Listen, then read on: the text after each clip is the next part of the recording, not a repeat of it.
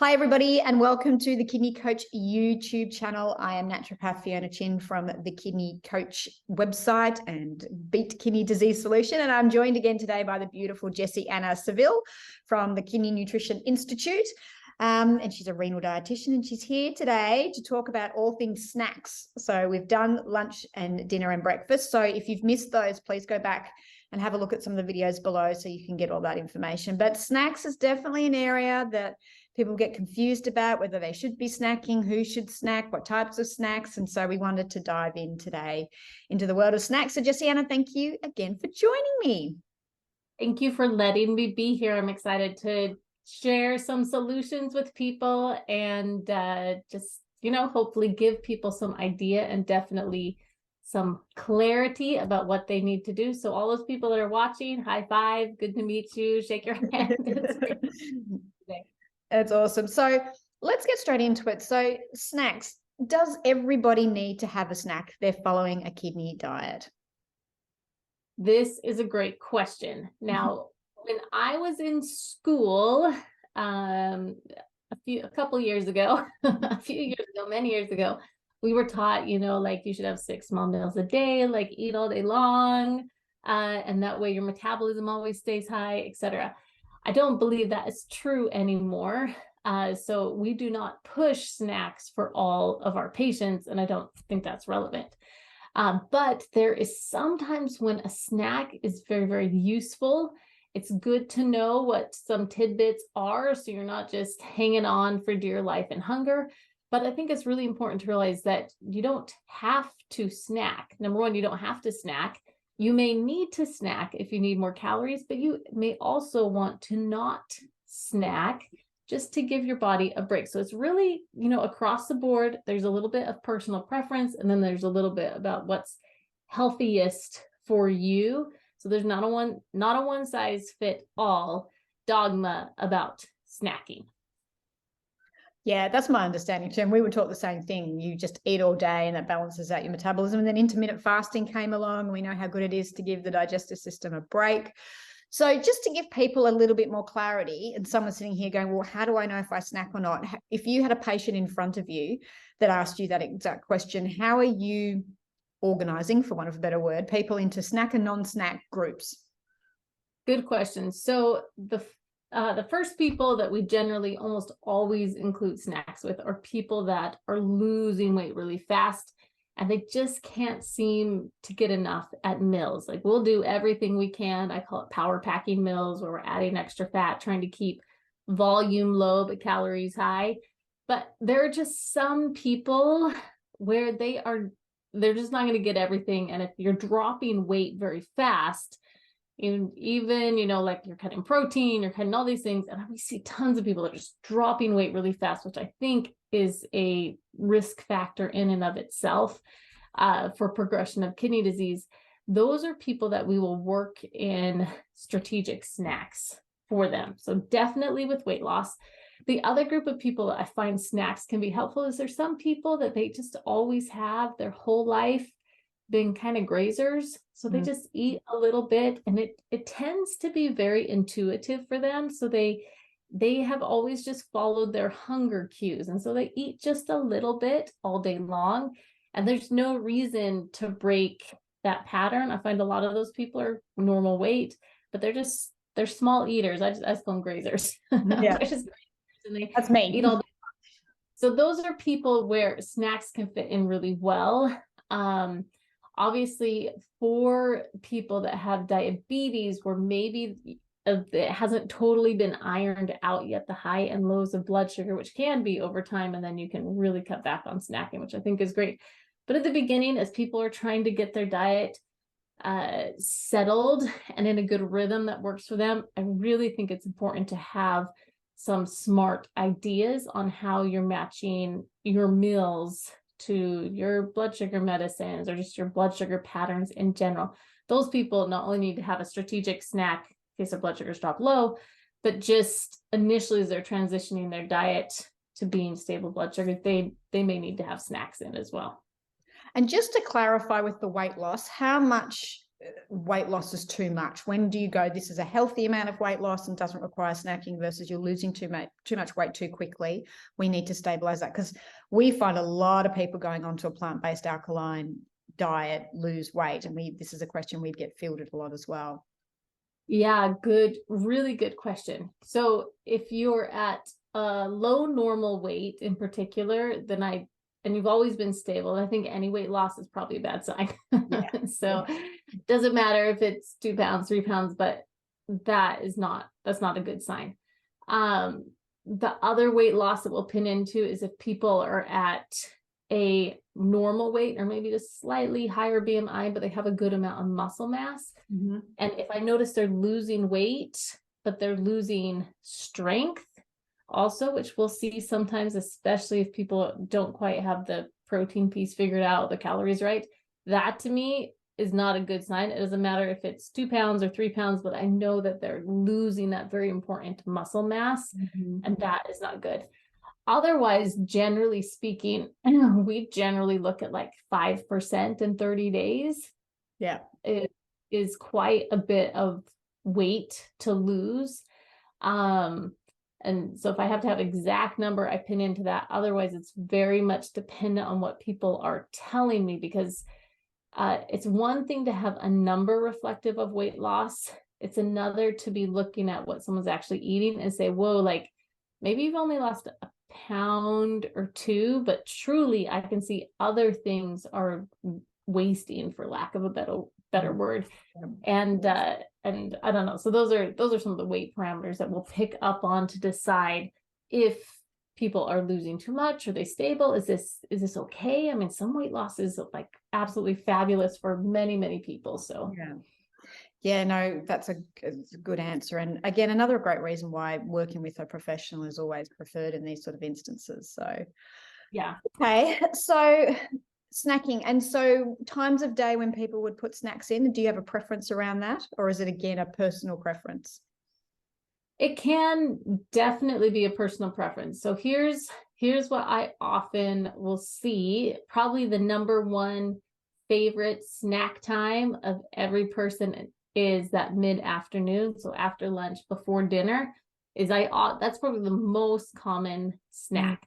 A little bit of it depends, because some people have lunch quite early and then they have dinner quite late. So they'll have lunch at like noon and then they'll have dinner at like 7.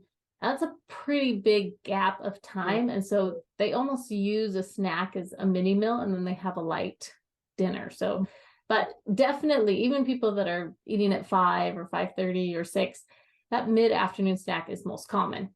The other times, probably the second most common snack, this is probably my least favorite of all the snacks, but some people really find it is helpful for them in some cases, is that before bed snack. So the after dinner snack. It's my least favorite one as well, because you'd like to go to bed on an empty stomach. But yes, it's a very common one too, isn't it? Yeah, so that one is quite common. I have some people where they have found, and I wouldn't recommend you adding this in just to try and solve insomnia, but for some people, they have found certain things before bed help them sleep better. Or if they're going to bed quite late and they've had dinner quite early, they need something kind of in the evening. So that's the second snack that's most common. I have some people that they do an intermittent fasting regimen, and so they won't really have a breakfast. They kind of have a little snack and then they have lunch later, and that's how they work. And then I have a very few people that they'll do those 6 meals a day. So they'll wake up and they'll have breakfast, and a few hours later they'll have a snack, and then they'll have lunch, and they'll have a snack, then they'll have dinner, then they'll have a snack. And often those are really small portions, so they're not, they're not huge meals. And it's either their work schedule or something that's how it works. But I'd say that morning snack honestly is the most infrequent. Most people they're busy, they don't want to really eat then, they're not used to it, but those other 2 are really common. Okay, so let's dive into it. What do you recommend for people to snack on? Since we do both plant-focused and ketogenic diets, I'm going to go through these separately. So for our folks that are really working on a more plant-focused diet, I want to give you a few ideas. And then people that have polycystic kidney disease, and they're working more on a low carbohydrate diet, I'll give you some ideas as well. Between the two, there can be some crossover for sure. I think a lot of the lower carbohydrate snacks are a great idea for a lot of our people. We use them for all of our population, really, because they help your blood sugar not have these huge spikes. But let me just share, like I always do, one of our handouts that we use and develop for our group program and also use for our patients. And while you load that up, we actually have a lot of people requesting to get copies of these. So you mentioned to me, if people join the community, they're there. So while you're about to go through this, just tell our audience how they can join the community so they can get access to some of these handouts and things that we've been sharing in these last few videos. Absolutely. So if people want to get more access to these handouts, you can go to our website at kidneynutritioninstitute.org. Click on For Patients, and then you can go to our kidney health communities. So our communities are both a resource and a community for support. So a lot of our resources are in there: breakfast, lunch, dinner. They're all in there in our resource tab. You can have it on your phone. You can do it from your desktop. Or if you want to come to, we could do a live class, a couple support groups every month. That can be a really great place. But you get access to the resources on there, or by working with one of our amazing dietitians. So I love the communities. I really love our communities, and it's a great place to connect and kind of, there's food is one thing, but understanding your journey and getting questions answered is something totally different, and you merge the two together. It's super beautiful. Yeah, okay, so let's talk a little bit about snacks. So a couple of things to know about snacks. Number one is for some people, they have to transition off of less desirable snacks and move their snacks to things that are powerhouse and helping them. So when we're working on snacks with our patients, sometimes if they're used to, for example, always eating potato chips for snack, we'll find something that's kind of close or matches that savory profile to replace it with. So this principle is often called food chaining, right? So you can chain down to something that people are used to. Otherwise, I really love, in a plant-focused approach, to leverage the snacks, especially to get some more fruits and vegetables in, because there's so many benefits. So you'll see this here. Now, when I show you this handout, I'm not saying everything here is right for everybody. We use it to kind of target and talk about what is right for the right person. I honestly rarely, you'll see on here, juice. I rarely use juice. I don't actually think it's that great for most of our patients, but every once in a while I have a patient, this is the right thing. So, so snacks with fruit. A lot of people like fruit because it's sweet and it's portable and easy. So that can be a good thing, maybe to replace the potato chips with is some fruit. And there's lots of things, right? You can do fresh fruit, you can do frozen fruit, you can do blended in a smoothie, you can do dried, you can do poached, you can do prepackaged. So there's lots of different types of fruits you can do.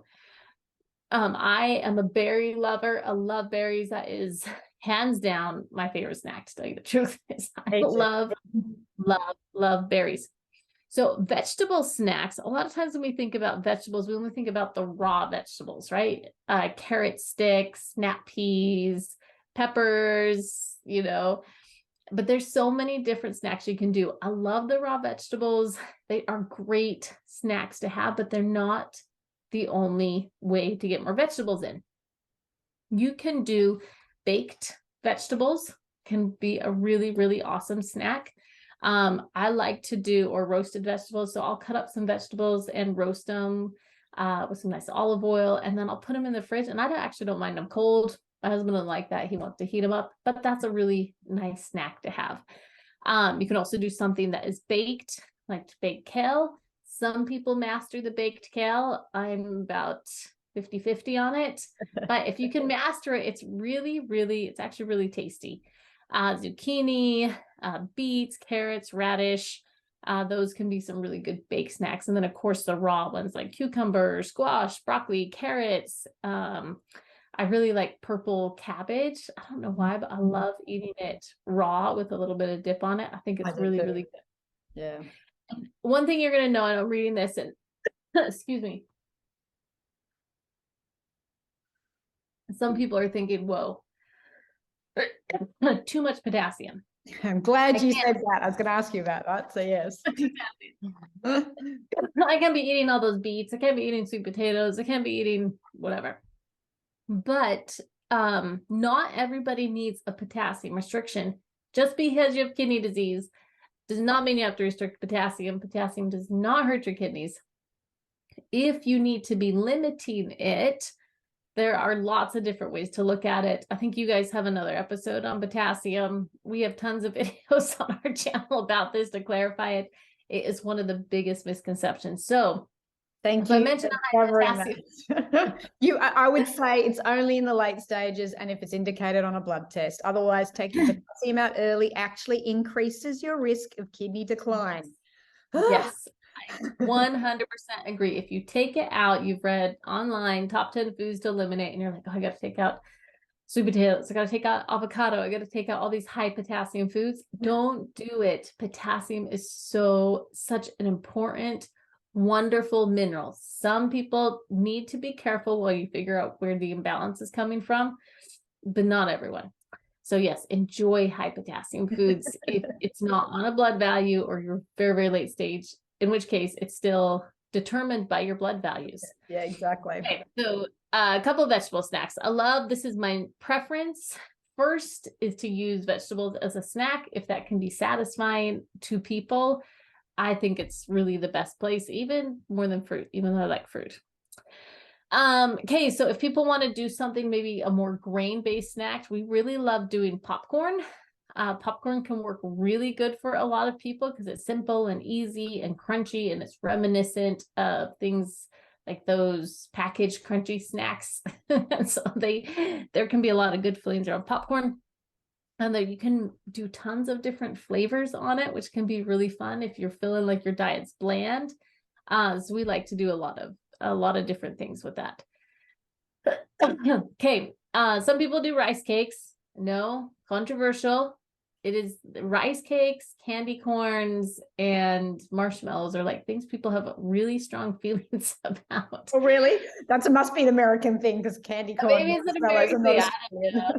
Maybe it's my family. They're like, like rice cakes, cardboard, and other people are like, oh no, I love them. So if you like rice cakes, you can use them to put some hummus on. You can do coconut yogurt with them. You can do nut butter with honey. So they can be a really nice thing to add. One of the reasons we like them as a snack is that they don't have a lot of salt in them. And so you can use your salt in other ways throughout the day. So they can work really good, very portable, crunchy. So it can be good. We have other people that like to do a little bit of,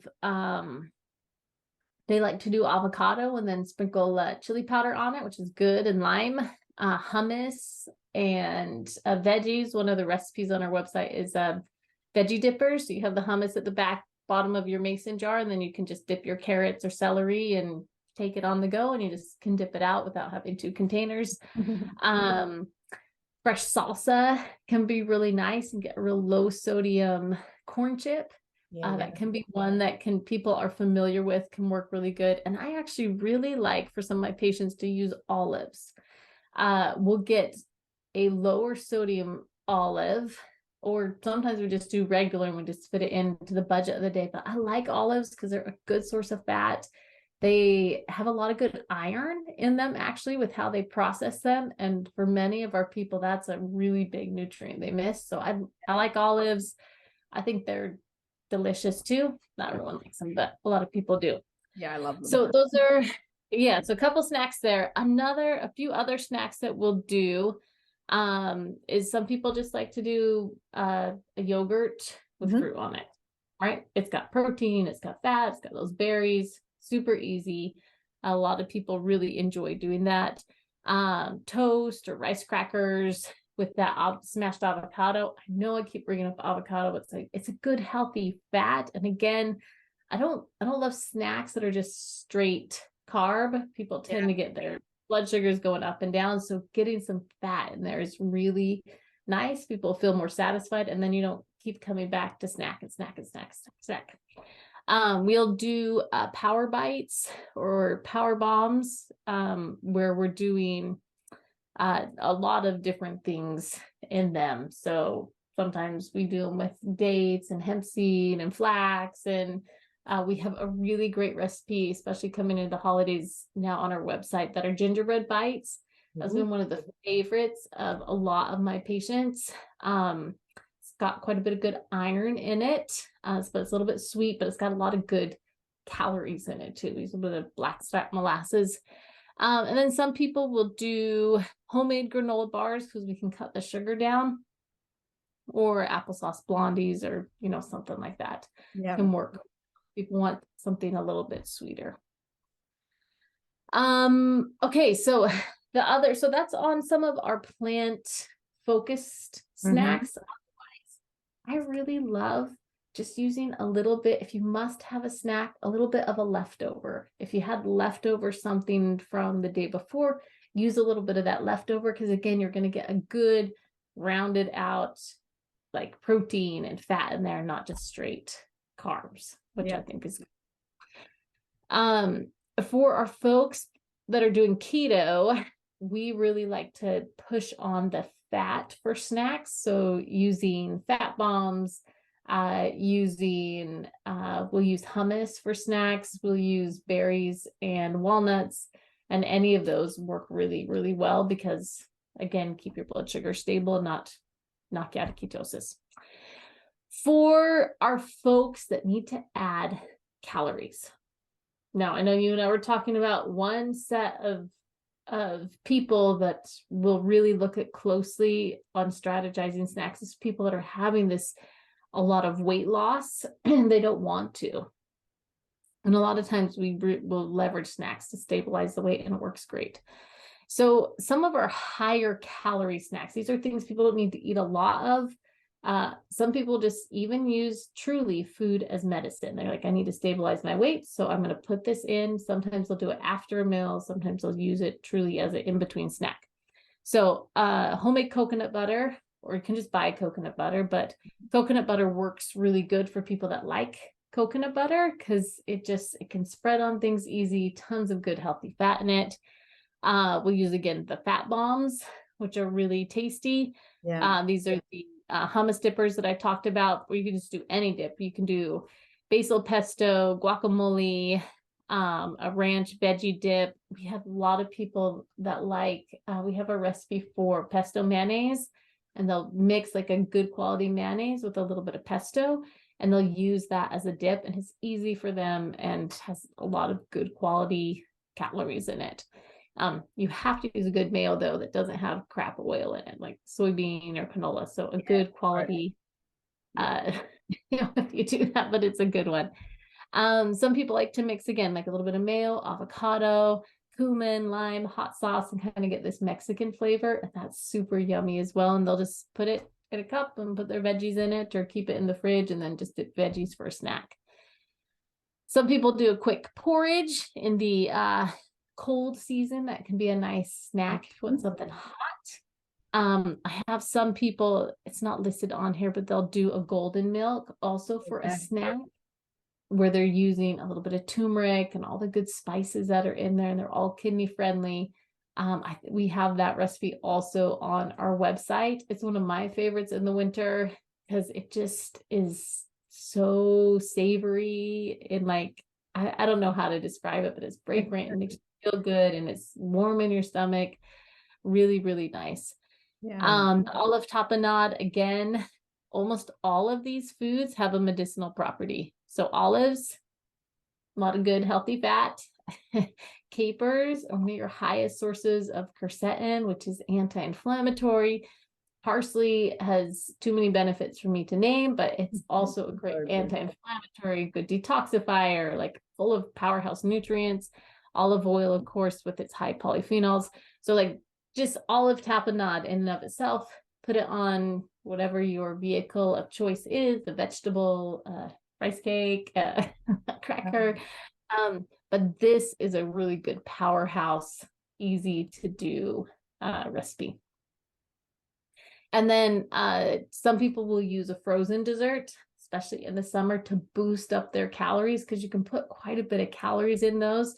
using coconut milk, and then we use almond butter in it. Or if you're watching oxalates, you could do a macadamia nut butter, or just ground up macadamias as well.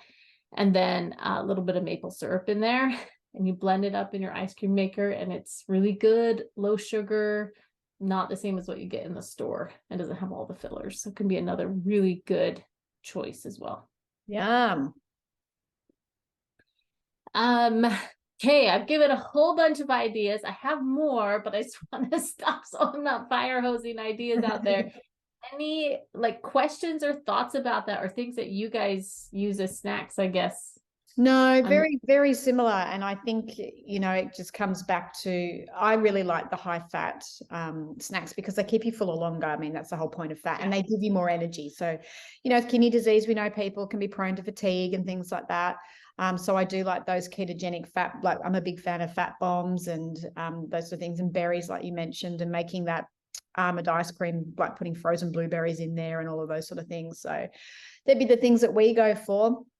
And then, of course, you know, it's just, I wanted to cover that potassium issue because we get asked about it all the time. So, you know, I just really want to reiterate to people that that's such a thing that's been put through the kidney community, that people are so scared of potassium. And it really, really, if you look at the clinical studies, if you take potassium out without a blood test warranting it, you will speed up kidney decline, because those high potassium foods are very kidney friendly. So yeah, it's just making sure all of that. And snacks are a great way to get things like extra vegetables and nutrients in to you. So I think, you know, they can be really useful if they're warranted. So I think that's good. And I think snacks are something that people don't mind having the same thing every day too. You know, it's a bit different from dinner, lunch and breakfast, where some people love the routine, other people like variety. I find snacking, like for me, it's just, I sort of just stick to the same sort of snack. So yeah. Yeah, and I do think along that same line, some people are in a habit of snacking, and so they're kind of eating all day, and then they don't fill up on their most nutritive food. So if you're getting yourself out of that, one of the best things to do is to have something that you like and that you can just put as like, this is, if I'm going to have a snack, this is what I eat, right? If I'm going to have a snack, I'm going to have blueberries. If I'm going to have a snack, it's going to be this food. And that's a good way to start reducing a snacking habit. If you're used to like eating all day long, a lot of people also, I find, they use snacking mindlessly. So they're using it as an emotional coping mechanism. So I'm stressed, I have that project to do, okay, I'm gonna go eat something. I have definitely done that before, and that's not going to serve you, because then when it's good, it's number one, it's good for your body to get a little bit hungry. There is nothing wrong with being a little bit hungry. And I think sometimes we think, oh, I'm hungry, I gotta hurry and feed myself. It's okay to be a little bit hungry. That's normal. It's great if you sit down at your meal, not being ravenous and you're dying for hunger, but to be able to sit down to your meal and be looking forward to it because it's time to eat, and not like, oh, it's okay, it's 5 o'clock, I gotta go eat. Oh, it's noon, I gotta go eat. Like, not to live by your watch. So again, back to, if you're in that habit of, I kind of eat all day long, then I'm not really hungry at meals, and I just eat a little bit at meals, that's, in my opinion, not truly the best way for our bodies to work. Is you can step back from it, either by having being able to honor your hunger cues, but also give yourself some boundaries on your snacks, and, you know, pick one or two that work for you, that you look forward to, that you like. And so if you do need something and it's very like you're so hungry, you're distracted, then you can have something small, enjoy it, and then just wait for your meal. I'm so glad you said that. I mean, that's the whole point of mindful eating, isn't it? And then that, there's two things I heard from that. One is it's being mindful around food, which is something I think, you know, to improve digestion, all those sort of things, food becomes a bit of a ritual. And then your food does become medicine. You're not eating mindlessly. You're saying, I'm eating these blueberries. They're amazing for my brain and my kidneys. I'm eating my medicine now. And I think then the other point that you made was, yes, that was the mindfulness and emotional eating connection. And then I've lost my train of thought about the other thing I was going to say, but finding one thing that works for you. Yeah, there was that. There's something else in there, but that's okay. Obviously, not important. But I think there's some really good points in there, and I think as a society we are so disconnected from food, and that was the point about being hungry. Now, I read a couple of studies, and these were ages ago, and I can't remember the facts on them. But allowing yourself to feel hunger had an on-flow effect, I think, into the regulation of insulin and a few other pieces. It also means that it balances your leptin ghrelin sort of stuff long term if you allow that. And I can't remember the exact process, so I don't want to make things up, but I remember reading the study saying that if you allow yourself to feel hunger, it actually gives you more control back over your body. Because when there's this great joke that we're now Homo sapien domesticus fragilis, because we've domesticated ourselves and we're so fragile, like we can't feel cold, we can't feel hot, we control our climates, and we can't be hungry. And hunter-gatherers would be cold, and we know, we've spoken about this, we're big fans of cold exposure therapy, of how good that is for you. And then we know the amazing things of infrared saunas and heat shock proteins. And it's the same with being a little hungry. There is an effect that happens in the digestive tract and through the endocrine system, that when you allow yourself to feel hunger and you ignore it a little bit, it's apart from all the good effect it has on your metabolism, it strengthens your mind as well. So I'm a big fan of letting yourself every now and then to go a little hungry, so you don't fall into the callings of your body all the time. It just strengthens the mind a little bit. So always a good thing. Yeah. That's what I was going to say. Love that. I love that. Yeah. So is there anything else that you want to add about snacks and things like that, Jessianna? Or have we covered it all? I think that we have mostly covered it all. I think if I were to put it in a recap, then I would say, if you are losing a lot of weight, and a lot of weight fast, or muscle mass, this would be a good time to think about, could you add in some snacks? Can you change up what kind of snacks you're having, from carby snacks to something that maybe a little bit of protein and fat? That'd be number one. Number two is that if snacking is important to you because of your eating schedule, your work schedule, or just your lifestyle in general, choose vegetables first, and choose to put some fat with them as well. That would be number two. Put something in there other than just a straight carb, I think is really important. Yeah. So that would be two things that I would say. And then number three is that you don't have to snack. You can, if it's going to serve you, but otherwise just let your body rest in between meals and do it, and digest and do what it needs to do, and don't snack all day long. In the end, I really feel like that is better overall, your mind, your body, everything. So that would be kind of three big takeaways that I would include from snacks. Oh, I love that. And I will put in the notes below just how people can join the community, because I know lots of people just look at those handouts and think they are fabulous. So I'll put those in the notes below. You can always find out more about Jessianna and her team by heading to kidneynutritionalinstitute.org. And then across the tab at the cross, you'll see the community patient resources. I think it is underneath there, and you'll find all of that. I'll give you the direct link straight into the community, and people can go and join for free initially. There's some resources that are unlocked for free for everybody. And then, if you want to get more of them, you can see them on the back there, and you can just pay and join and cancel anytime. But it's really we put a lot of work and heart into our community. So it's a great place to be.